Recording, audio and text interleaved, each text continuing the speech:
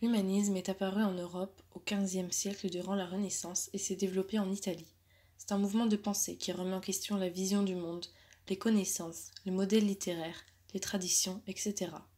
Les humanistes de la Renaissance sont des personnes ayant un grand savoir.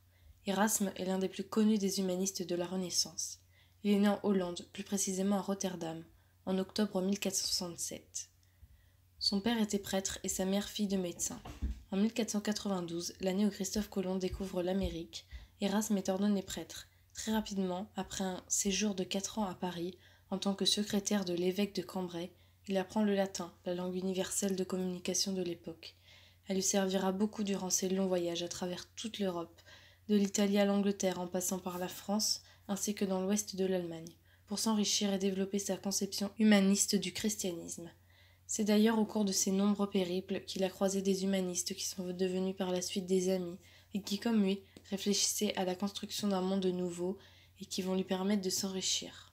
Son talent va lui permettre d'écrire un livre en seulement une semaine, L'éloge de la folie, qui a été publié en 1509 et qui est rapidement devenu l'un des plus grands livres de son époque.